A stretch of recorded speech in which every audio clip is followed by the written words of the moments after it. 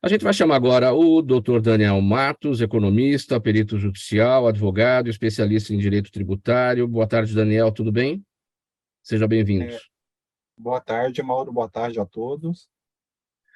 O assunto dele não tem necessariamente a ver com saúde, ou tem, né, Daniel? A gente vai falar aqui uma questão aqui voltada para os investimentos, né, que mexe também com os corações das pessoas, né? Ganha, perde, isso daí dá uma mexida boa, né?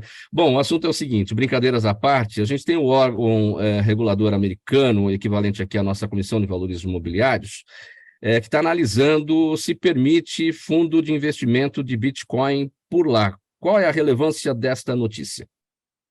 A relevância é o seguinte, né? Historicamente, né, a SEC, né, que é a instituição reguladora dos Estados Unidos, ela foi muito contrária a existir esse tipo de ativo, né, que é o Bitcoin e os outros criptoativos. Então, ele nunca reconheceu publicamente e nunca permitiu formalmente o ingresso no mercado americano.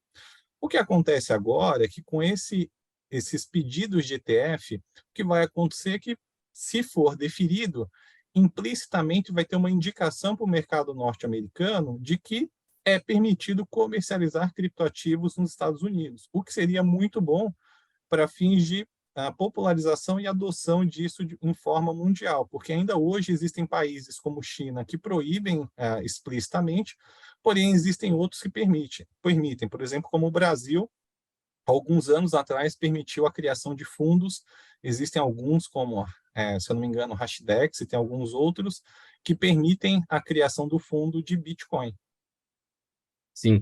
E essa mesma SEC, Daniel, que é o órgão regulador americano, lá, equivalente aqui à nossa Comissão de Valores Imobiliários, decidiu que os tokens são registros digitais, né? Isso. É, recebidos em mineração são passíveis de tributação. O que significa isso para o nosso público?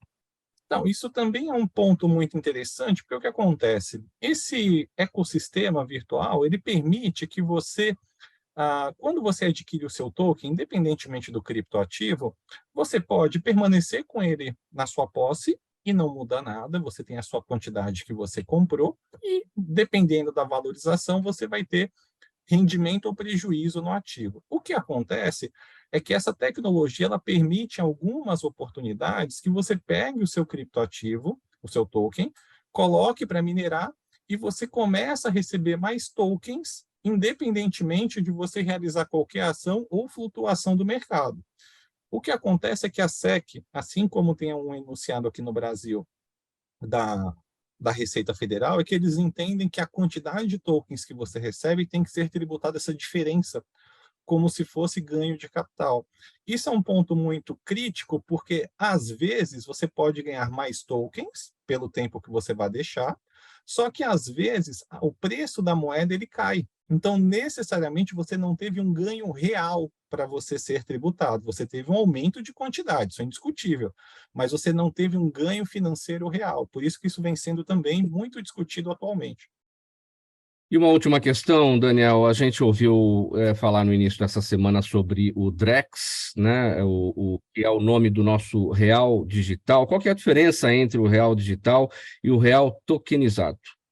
O que acontece é o seguinte: o Banco Central do Brasil vem pensando numa tecnologia, aparentemente vai ser criada como se fosse uma blockchain privada do país, em que você vai ter duas camadas de tokens. Você vai ter o real digital, que vai ser a moeda que vai ser transacionada entre instituições financeiras e o Banco Central. Assim, o Banco Central tem um controle maior do fluxo monetário do país e consegue exercer algumas políticas monetárias.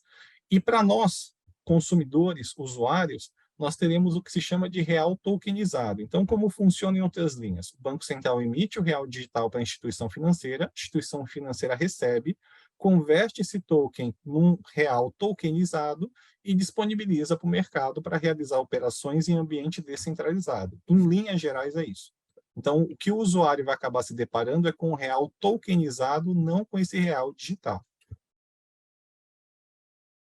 Acho que ficou uma ponta ainda, só para esclarecer. O real digital é o dinheiro de fato, é a moeda de fato. Isso. É que você falou blockchain também, a blockchain é onde está a criptomoeda, é o ativo, é a aplicação, né? Só para clarear essa informação para a audiência.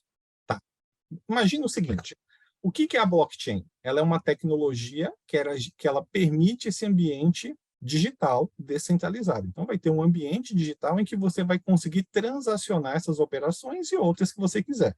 Então, a blockchain, ela nada mais é que a rede. Ela vai ser uma rede que você vai conseguir transacionar isso. O real digital é só entre Banco Central e instituições financeiras, e para os consumidores e usuários vai ser o real tokenizado, vai ser um token que vai ser emitido.